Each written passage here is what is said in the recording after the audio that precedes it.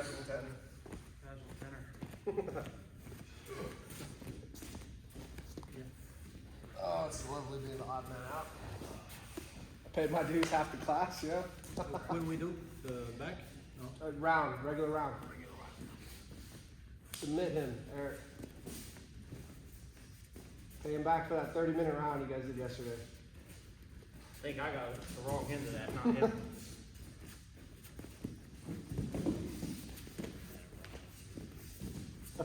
Every once in a while, I'll fuck around and put like a 15-minute one on. It's interesting, man. Because some guy might be like doing really good for the first 5, and then like get a little tired and winded, and then there's like these stages to longer rounds that you kind of notice and see, and like back and forth and sometimes, or sometimes get your ass kicked for the whole 10. It's like very one-sided. Just depends. Try to get down the right elbow on the other side of his head, Caleb.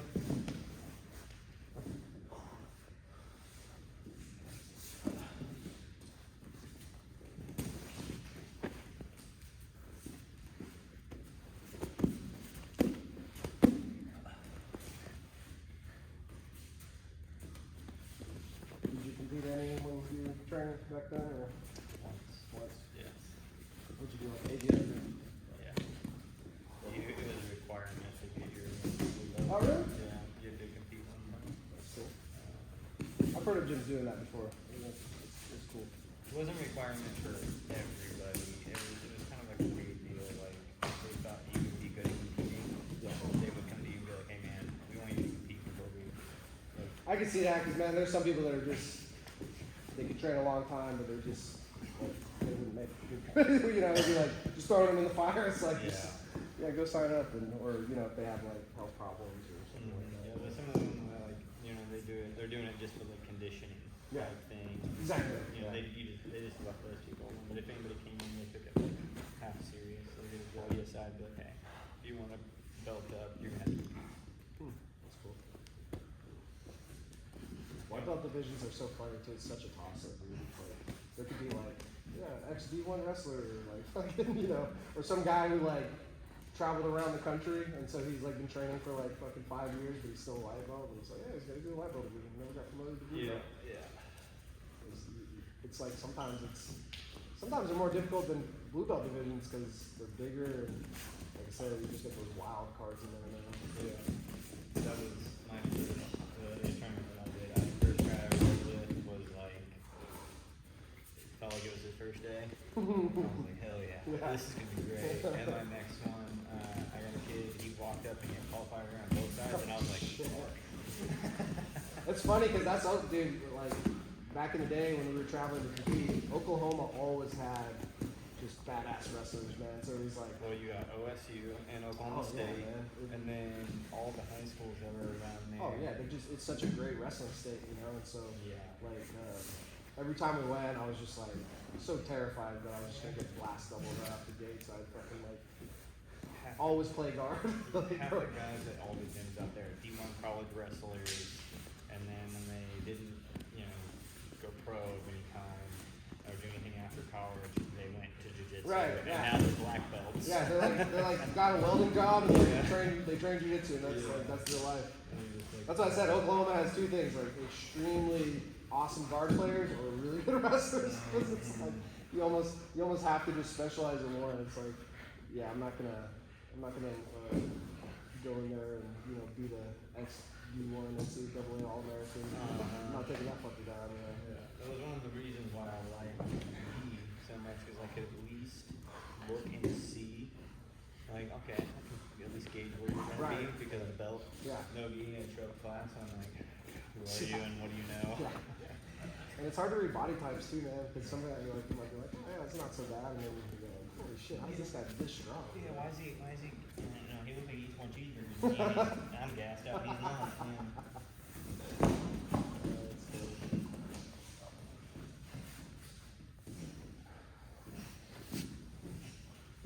You were in OKC, huh? Pretty cool. I got a friend in Amarillo. Stopped by a couple times, going go to the boardwalk downtown, that's the place to go. They have, you ever been to San Antonio? Oh, similar. They got the stream and stuff. Everything. Oh, shit. Yeah, it's smaller. Obviously, it's not as big. It's not as big of a city, but it is. There are parts of it you'd be like, "Am I in San Antonio?" I ate at this really good Laotian restaurant there. Motor or something like that. I don't know, it's really good. It was like in this like hip neighborhood, bunch of restaurants around and stuff. It was cool. The food in Oklahoma Yeah, I was shocked. is actually pretty incredible. There's a Michelin star restaurant in Oklahoma. Chef Gordon Ramsay has a restaurant out there. Oh man, Tulsa was like last time I visited Tulsa too. There was like It was good, yeah. they did like breweries and restaurants and shit. You get a lot of the Oklahoma's exploding right now because of the cheap flat land. Yeah, I can see that. Companies can get started really easily out there. Especially like out here, you got mountains in your way, there hills in your Yeah. way. So I think we're getting like we're getting the people who want something a little more rural than Austin. Like we're still getting a lot of like people moving here, and it's fucking very cheap to live here. Like, selling a house in California. And buy, like, oh, you might mention here. yeah, and an investment property, and have some extra money. You know, it's like Buy the boat and the car you always wanted. right. Yeah, so I think a lot of people are doing that. Specifically Northwest Arkansas, but we'll still get some in Central Arkansas. But yeah, I mean, like, Northwest Arkansas is just booming, man. It's crazy. That Walmart money too. That was one of the other places that we thought about. It was either gonna be here, Fayetteville-ish area, or Dallas. Dude, the housing market is just brutal in Northwest. Yeah, it's like That was one of the reasons why when we were looking up there. Man, it's like you almost just have to blind buy something, man.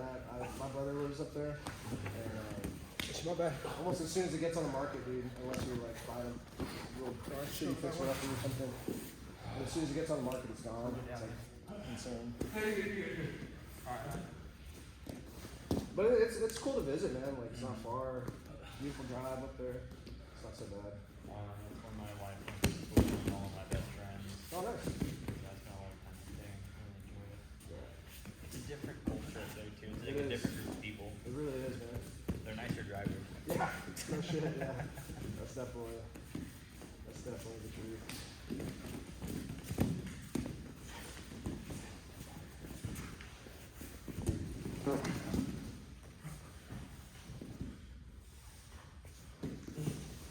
Fight for that inside position, Caleb.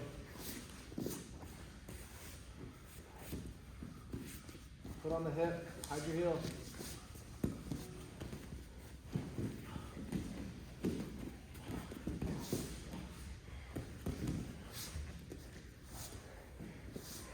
All good, it's a good look.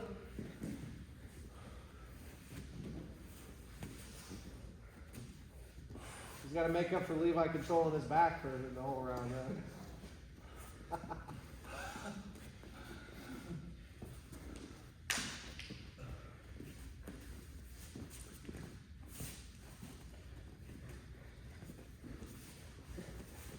You tried this Wright's barbecue place down here yet? Yeah, barbecue. Yes. Yeah. Best we got, man. That was one of the first places my father-in-law took us when we were Nice. down here. They're foodies. Oh, Not nice. their family. I mean, we got some gems, man. It's not as good as, Oklahoma City or Tulsa, or even Northwest Arkansas for that matter. But we have there's a few really good You gotta see, there's really good barbecue here, that's for sure. The one that's lacking the most here is Asian food. Yeah, it really is, man. Like, I haven't found a good Asian restaurant that I've enjoyed. Yeah, so like far. I think probably my favorite one I've had to pick is like I don't know if you tried like the Vietnamese restaurant Hotel Meal. That's about the best one, but it's strictly Vietnamese. You know, it's like we really don't have good Thai food, which is shocking. You know what I mean? No, I mean we have like a couple Thai restaurants, but they're honestly, I mean if you had good Thai food, they're not great, man. Ours is Hot Springs, I swear they're like undercover sex shop. I mean, you're probably not wrong. Sure, brother. Thank you. Yeah. Hey, Hey, nice meeting you. Nice meeting you too.